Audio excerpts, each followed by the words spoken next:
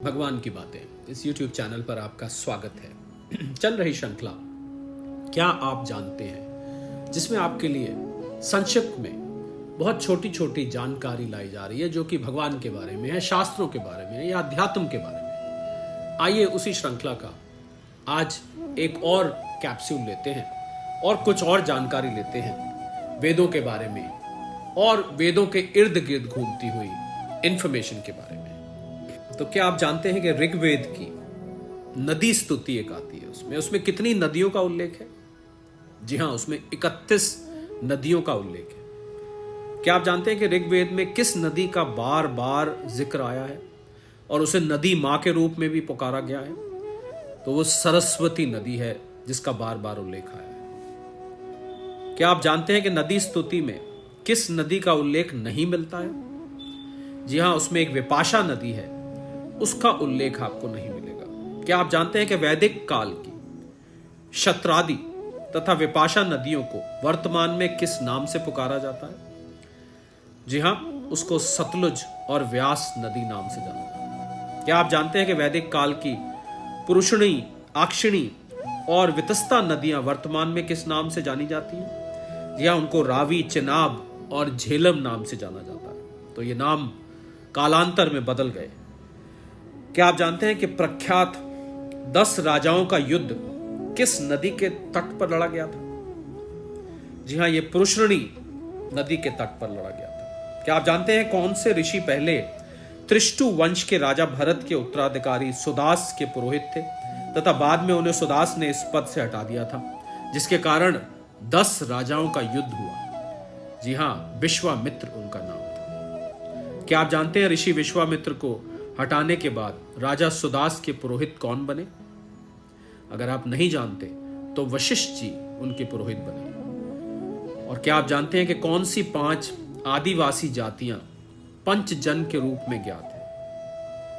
जी हां, वो 5 आदिवासी जातियां हैं पुरु, यदु, तुवर्सु, अनु और द्रह।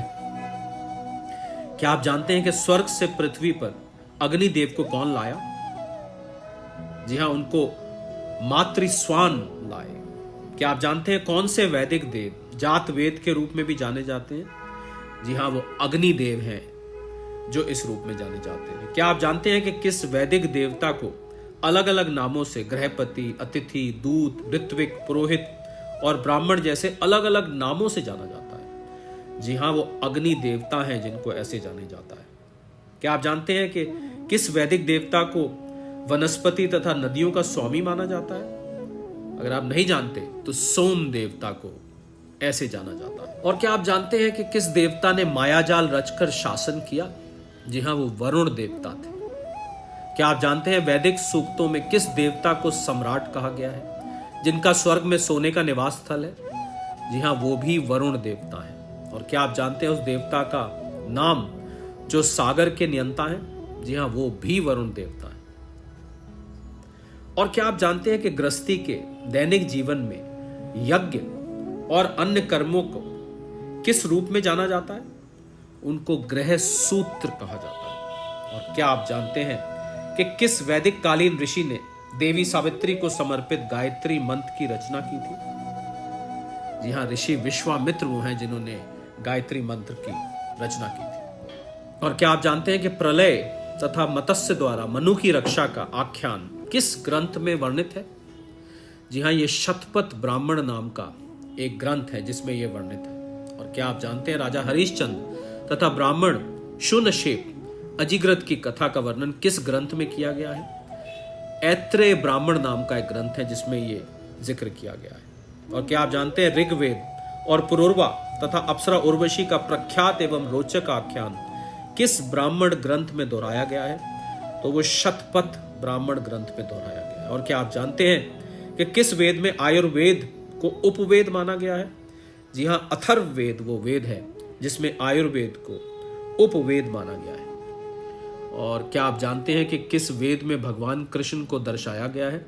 जी हां, सामवेद वो वेद है जिसमें भगवान कृष्ण को दर्शाया गया है। और क्या आप जानते हैं कि मूल वैदिक पाठ को 4 हिस्सों में बांटने के बाद वेद व्यास जी ने ऋग्वेद और सामवेद किन शिष्यों को पढ़ाया? तो उन शिष्यों के नाम है पैल और वैशंपायन। और क्या आप जानते हैं गुरु वेद व्यास के किन शिष्यों ने गुरु शिष्य परंपरा में यजुर्वेद और अथर्ववेद का बहुत गहन अध्ययन किया? जी हाँ, उनका नाम है वैशंपायन और सुमंतु। और क्या आप जानते हैं कि प्रारंभ में किसके द्वारा ऋग्वेद भाष्य लिखा गया? अगर आप नहीं जानते तो उनका नाम है स्कंद स्वामी। और क्या आप जानते हैं कि वेद के प्रख्यात भाष्यकार सायण कहाँ के प्रधानमंत्री थे? जी हाँ, वो 14वीं शती ईस्वी में विजयनगर साम्राज्य के प्रधानमंत्री थे। क्या आप जानते हैं कि प्रख्यात पुस्तक religion and philosophy of the Vedas and Upanishad के रचयिता कौन थे? M.B. कैथ नाम के ऑथर इसके रचयिता थे। और क्या आप जानते हैं कि किस यूरोपीय विद्वान ने संक्षिप्त रूप से सायण के भाष्य के साथ ऋग्वेद प्रकाशित किया? तो उनका नाम था M. ओल्डनबर्ग। और क्या आप जानते हैं कि ऋग्वेद काल के लोग कौन सा प्रमुख अन्न उगाते थे? अगर आप नहीं जानते तो उस अन्न का नाम है यव, जिसको आजकल हम जौ कहते हैं। और क्या आप जानते हैं भगवान विष्णु के वामन अवतार का आख्यान कहाँ वर्णित है? जी हाँ, ऋग्वेद वो वेद है जहां पर यह वर्णित है। और क्या आप जानते हैं कि ऋग्वेद में आर्य शब्द का कितनी बार उल्लेख किया गया? 3 बार ऋग्वेद में आर्य शब्द का उल्लेख आया है। हम नहीं जानते कि ये जानकारी आपके लिए कितनी जरूरी है या नहीं, पर हम ये जरूर मानते हैं कि हमारे अध्यात्म में हमें जो बेसिक चीजें हैं, वेद तो हमारे अध्यात्मवाद का, सनातन धर्म का बेस है। अगर शास्त्रों की परिभाषा करें तो उसमें वेद सबसे पहले आते हैं, वेद और उपनिषद। तो हमें लगा कि वेदों के बारे में थोड़ी बहुत जानकारी सबको होनी चाहिए। इसी लक्ष्य से ये वाला कैप्सूल आपके लिए लाया गया। इससे पहले वाले कैप्सूल्स में भी आपके लिए वेदों के बारे में जानकारी आई थी, यही इसका लक्ष्य था। तो इन्हीं शब्दों के साथ इस छोटे से कैप्सूल को यहीं विराम देते हैं। अगले कैप्सूल में आपसे फिर जुड़ेंगे क्या आप जानते हैं सीरीज में और जानकारी लेकर। तब तक के लिए सादर प्रणाम।